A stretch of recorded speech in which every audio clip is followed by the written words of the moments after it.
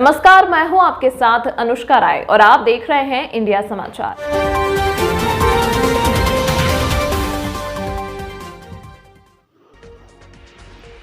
खबर बलिया के बहुउद्देशिक सभागार से है, जहां बीएसपी विधायक उमाशंकर सिंह का बड़ा बयान सामने आया है। बीएसपी विधायक उमाशंकर सिंह ने गठबंधन और लोकसभा चुनाव को लेकर बड़ा बयान दिया है। उन्होंने दावा किया है कि केंद्र में भाजपा पूर्ण बहुमत की सरकार बनाएगी। मीडिया के सवालों का जवाब देते हुए उमाशंकर सिंह ने कहा कि जब एक सीट वाला 300 सीट पा सकता है तो बीएसपी क्यों बहुमत नहीं पा सकती। उमाशंकर ने कहा कि जनता बीजेपी कांग्रेस दोनों से ऊब चुकी है, ऐसे में भाजपा को हल्के में ना ले। पूरे देश में हमारा संगठन है। इंडिया समाचार से आनंद मोहन मिश्रा, ब्यूरो चीफ, बलिया।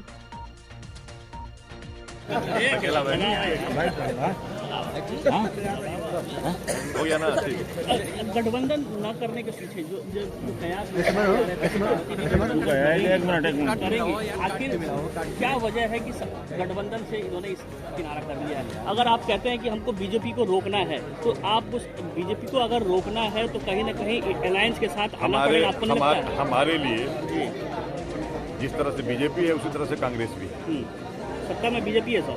नहीं, हमें कहता हूँ कि हमारे उसी तरह से कांग्रेस। हम अपनी ताकत हम फिर किसके साथ जा करके हम फिर क्या करेंगे? 70 सालों में जिस समाज की लड़ाई बहन जी लड़ी हैं, लड़ के तुम हाथ लड़ाई, अगर वह सत्ता में रहते हुए लोग अगर किए होते तो आज वह नौबत बहन जी को लड़ाई नहीं लड़नी पड़ती। इसलिए बहन जी ने बीएसपी का उद्देश्य कांग्रेस को रोकना है या बीएसपी का उद्देश्य है अपने लोगों की हिफाजत, अपने लोगों के लिए काम।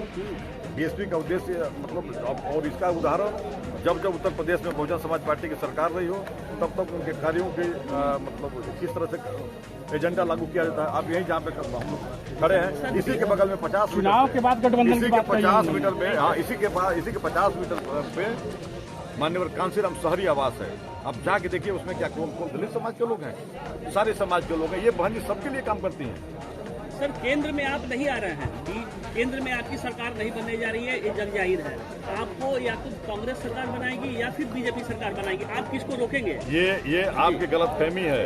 इस देश में 3 ही राष्ट्रीय पार्टियां हैं, उसमें एक बहुजन समाज पार्टी भी है। अकेले के आपको कैसे अकेले हम उत्तर प्रदेश जैसे स्टेट में पूर्ण बहुमत की सरकार बनाए हैं, अकेले बनाए हैं। और आज भी अन्य स्टेटों में जब हमारे कार्यों को, हमारे सिद्धांतों को जब लोग समझेंगे, यही भारतीय जनता पार्टी जिनके एक एमपी हुआ करते थे उस समय, स्वर्गीय श्री राजीव गांधी जी ने एक बार उसमें कहा था, सुन लीजिए, उस समय उन्होंने कहा था कि हम इनके बारे में क्या चर्चा करें, ये तो वो भी सिद्ध नहीं कर पाएंगे कि हम दो हमारे दो।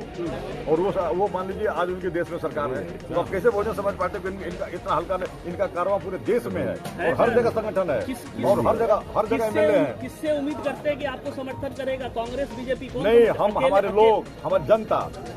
हम कभी भी गठबंधन के पक्ष में नेता से नहीं है, हम गठबंधन के पक्ष में जनता से हैं और जनता को अपनी बात को बता करके अपने शासनकाल में कराए गए कार्यों को दिखा करके जो आए हैं सेंट्रल में आएंगे। हम बिल्कुल आएंगे, पूर्ण बहुमत में आएंगे, सेंट्रल में आएंगे, बिल्कुल आएंगे। हम जब उत्तर प्रदेश जैसे स्टेट में हम जब विपक्ष में भी थे तो एक बार 100 सीट के साथ थे। हम 200 से ऊपर सीट पा करके पहली बार हम लोगों ने पूर्ण बहुमत की सरकार बनाई। पर भी आप सरकार नहीं बना पाएंगे। अभी तो फिलहाल आप 10 सीट पे हैं। आप अभी 10 सीट पे नहीं है। ये मैं बताया कि एक सीट वाला 300 पहुंच गया, तो आप कैसे उम्मीद करते हैं कि 10 सीट वाला जो है नहीं पहुंच पाएगा? कहां तक पहुंचेगा सर? पूर्ण बहुमत की बनाएंगे, बीएसपी सरकार बनाएगी, बिल्कुल बनाएगी। हमारा काम है हर पूरे देश में अपने हर स्टेटों में अपने संगठन को मजबूत कर रहे हैं और लड़ रहे हैं। और इन दोनों लोगों से जनता उठ चुकी है, हाँ, दोनों लोगों से उठ चुकी है। हो सकता है विकल्प के रूप में बसपा को सरकार अवसर दे दे, तो दोनों को रोकेंगे, कांग्रेस को भी रोकेंगे, बीजेपी को भी रोकेंगे। जी, और आपसे कहेंगे कि पत्रकारिता के बाद वोट देने जाइएगा तो बहुजन समाज पार्टी को वोट करिएगा। लेकिन रोकेंगे सर दोनों को, आप कांग्रेस को भी रोकेंगे, बीजेपी को भी रोकेंगे। हम इसलिए कि हम जो हमारी जो आइडियोलॉजी है, जो हम करना चाहते हैं देश के लिए, तो जब हम सत्ता में रहेंगे, पूर्ण बहुमत में रहेंगे, तभी कर पाएंगे। और पूर्ण बहुमत में कह रहे हैं कि आ रहे हैं? बिल्कुल आ रहे हैं सर, बिल्कुल आ रहे हैं, बिल्कुल आ रहे हैं। इसलिए जनता उठ चुकी है। लेकिन सभी हमारे जो भी जनपद के पत्रकार भाई, आप सबका आज बहन जी के 68वें जन्मदिन के अवसर पे, चूँकि आप सब यहाँ प्रोग्राम को अपने कैमरे में कैद करने आए हैं। इसके लिए हम सब आभारी हैं। आपको लखनऊ में प्रेस वार्ता भी हुई है बहन जी की, उन्होंने सीधा स्पष्ट कहा है कि वो अयोध्या नहीं जाएंगी, तो क्या कहेंगे? नहीं, माननीय बहन जी ने स्पष्ट उसको बाइट को सुनिएगा। बहन जी ने स्पष्ट कहा है कि हमें निमंत्रण मिला है, लेकिन कुछ पार्टी के और चुनावी मतलब व्यस्तताओं के नाते अभी मैंने निर्णय नहीं लिया है। अभी आगे अभी 22 में काफ़ी दिन बाकी है। अगर ऐसा निर्णय होगा तो आपको मैं बता दूंगी, ये बहन जी ने कहा स्पष्ट। और उन्होंने कहा है कि चूँकि हमारी पार्टी धर्मनिरपेक्ष पार्टी है, हम सभी धर्मों का आदर और सम्मान करते हैं। आज भारतीय जनता आज अगर किसी ने मान लीजिए हिंदू धर्म के लोग आज राम मंदिर को बना रहे हैं, मैंने वो करा रहे हैं प्राण प्रतिष्ठा, उनका भी स्वागत है। कल वहाँ पे बाबरी मस्जिद के भी की जमीन अलाट है, उनका भी बनेगा, वो लोग बुलाएंगे, उनका भी स्वागत है। हम सभी धर्मों का बहुजन समाज पार्टी सम्मान करती है। ऐसा आज बहन जी ने अपने प्रेस में स्पष्ट किया। आप इकलौते विधायक हैं, आप जाएंगे या नहीं जाएंगे? नहीं, बिल्कुल। देखिए, आज ही नहीं, मैं तो अभी मैंने जहाँ पे वो थे अभी भी जो प्रतीकात्मक रूप से जहाँ रखा गया था वहाँ भी हम लोग जाते हैं, वहाँ हनुमानगढ़ी और वहाँ दर्शन करते हैं। लेकिन इस समय चूँकि इन्विटेशन जा रहा है और इन्विटेशन में कुछ उसमें मान लीजिए कुछ और भी ऐसे अतिथि रहेंगे, हो सकता है मैंने सबको वहाँ एंट्री न मिले, भाई हो सकता है सबको एंट्री न मिले। हम 403 मान लीजिए विधायक में एक आते हैं, लेकिन अगर हो सकता है एंट्री न मिले तो हमको जरूरी है कि भाई हम 23 को चले जाएंगे। हम तो जाना है ही, भाई हम लोग तो जाते रहते हैं। हमारे पिताजी तो आज 100 साल से ऊपर के हैं, वहाँ तो नवमी के दिन जा करके वो पंचकोशी परिक्रमा करते हैं। हाँ, अब तो पहले जब वो थे रिटायर होकर के आए थे तो चौदहकोशी क्या करते थे, लेकिन अभी भी पंचकोशी करते हैं वहाँ जाकर। ऐसा नहीं भाई हम लोग मानने वाले हैं, जाएंगे, लेकिन अभी है कि 22 को जाएंगे। अब इसके लिए तो भाई मान लीजिए वहाँ पे उनके कुछ सिक्योरिटीज हैं, कुछ गाइडलाइंस होंगी, उसके हिसाब से हम लोग एक जिम्मेदार पार्टी के एक जिम्मेदार व्यक्ति हैं, उस हिसाब से हम लोग मतलब करते हैं। भाई उसमें जा करके हमको हाईलाइट तो होना नहीं है। अब हम कल कहें कि वो हमको तो रोक दिया गया, मेरी गाड़ी रोक दी गई, अभी क्या करने का? 22 को नहीं जाएंगे, 23 को चले जाएंगे। अगर 22 को भी मान लीजिए अगर अवसर मिलता है, अलग बात है। अभी हम लोगों को तो किसी विधायक को भी कोई अभी इस तरह से नहीं है, तो हम लोग 23 को चले जाएंगे, 24 को चले जाएंगे। ऐसा क्या है, कभी भी जाकर दर्शन कर लेंगे। अवसर मिलता है तो जाना पसंद करेंगे। बिल्कुल भाई, क्यों नहीं भाई, हम बता तो रहे हैं कि हमारी अगर उस पर जाना तो हम लोग तो भाई वैसे लोग हैं कि हम अभी भी जाते रहते हैं। अब अगर मान लीजिए बन रहा है, हम उससे आते हैं तो क्यों नहीं जाएंगे? हम तो आगे भी, क्योंकि मान लीजिए अब तो कह रहे हैं भाई अब उस प्रधानमंत्री जी का प्रोग्राम है, राष्ट्रपति जी का है, तो तमाम ऐसी सिक्योरिटी गाइडलाइंस होगी कि जिसमें सबको अलाउ नहीं होगा उनके कुछ कार्यक्रम में। विधायक जी बहुत लोगों का कहना कि किसी भी धार्मिक स्थल पर मायावती जी नहीं जाती, किसी भी धार्मिक स्थल पर सम्मान सबका करते हैं। मान लीजिए बहन जी सबका सम्मान करती हैं और अपने अपने तरीके से माननीय बहन जी उसको जब जाना होता है। और बहन जी, अब देखिए बहन जी उसको नुमाइश नहीं करती हैं, जहाँ जा रहे हैं तब ये भी दिखाने की चीज़ थोड़े है।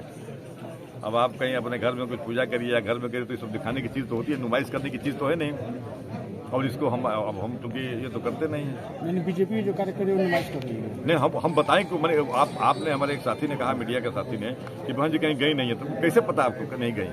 बहन जी मैंने 68 साल के आपने एक बार में कह दिया कि कहीं नहीं गई, ऐसा लोग कह रहे हैं, तो मैंने आपके अकेले कह देने से भाई मेरे ऐसा नहीं हो सकता। विधायक जी, मायावती जी ने समाजवादी पार्टी से सावधान रहने की हिदायत दी है बीएसपी कार्यकर्ताओं को, इसलिए क्या वजह? नहीं, इसलिए आपसे बता दूं कि देखिए वो कब अभी आपने देखा अभी कुछ दिन पहले वो गठबंधन वाली एक हमारे साथी थे ना, गठबंधन वाली पार्टी की मीटिंग थी, उसमें अखिलेश जी ने क्या वर्ड यूज किया मैंने क्या, फिर अभी कुछ दिन बाद उन्होंने फिर अपना भाषा बदल दिया कि नहीं आप ये करो। तो मैंने उनके कहने का मतलब था साफ स्पष्ट क्या है कि ये गिरगिट जैसे अपने प्रेस में उन्होंने कहा कि गिरगिट जैसे अपना ये बदलते रहते हैं लोग, कह रहा था ऐसे लोगों से सावधान रहने की जरूरत है। और तब बहन जी ने उस बात को कहा कि फिर अभी हम गेस्ट हाउस कांड भुला करके 2019 में समझौता किए कि हो सकता है परिवर्तन इन लोगों में हो गया हो, नए लोग आए। लेकिन फिर हम देखें हमारी जहाँ मतलब बहन जी जब भी अपने राष्ट्रीय हमारा जो प्रदेश कार्यालय है, जब उसमें जाती हैं कोई भी मीटिंग करने, हमेशा हर स्टेट की मीटिंग लेती रहती हैं, लखनऊ में ही रहती हैं, तो रोज़ जाना होता है। तो पहले जब जाती हैं तो अपने महापुरुषों की जो मूर्तियाँ लगी हुई है पहले उस पर श्रद्धा सुमन अर्पित करके तब मीटिंग करती हैं। और वो ऐसे जगह पे हमारा कार्यालय ऐसा फ्लाईओवर बनाया गया, किस स्ट्रेटजी से बनाया गया कि उस पर मतलब अब तब डर और व्याप्त हो गया कि जब वहाँ पत्थर के टुकड़े मिले और मूर्तियों पे पत्थर के चोटों को निशान हुआ। तो जब मान लीजिए जब हाथ में इतना कैचिंग लायक जगह है तो कभी भी कुछ भी हो सकता है। तो फिर इसलिए मैंने जब भाई ऐसे लोगों से अब सावधान क्यों न रहे, तो सोच करके इस तरह से फ्लाईओवर बनाया गया। माननीय बहन जी की ये कहना है, जबकि सेम इसी तरह की लाइन वही आगे दिलकुशा की तरफ जाती है, जहाँ पे समाजवादी पार्टी के क्या प्रदेश कार्यालय है, वहाँ नहीं बना, लेकिन यहाँ पे बन गया।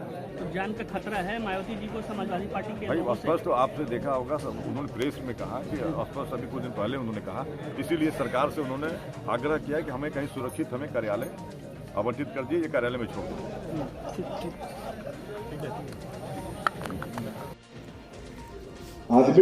आदमी में त्याग हो जाना चाहिए। हम तभी एक आदमी को जोड़ सकते हैं। अब मान लीजिए हमारे जिलाध्यक्ष जी ने आप सबको जिले के पदाधिकारी बनाया और पता लगे कि आप गांव में आधा काम लगा दिए सबका, तो कैसे आपका प्रमोशन किया जाएगा? कम से कम आपको भाई, हम अगर पद हमें मिला है तो हम गांव अगल बगल हमें चाहिए कि जोड़े। आदरणीय जिलाध्यक्ष जी का मैं आभार व्यक्त करूंगा और बधाई दूंगा कि आपने आयोजन अच्छा, तो संचालन का काम महफूज भाई न करें। हाँ, या तो उनको दफा दे दीजिए, गर्मी में जरूर कराइए जब अगर उनको ठंडा लग रहा है तो, इसलिए कि वहां से जितना बताया जाता था यहाँ के भूल जाते थे। तो इसलिए मैं कहा कि महफूज भाई तो बड़ा अच्छे संचालक थे, लेकिन पता नहीं हम कोई काम करें, आज हुआ क्या है, कह रहे हैं कि पता नहीं आज ठंडा लग गया।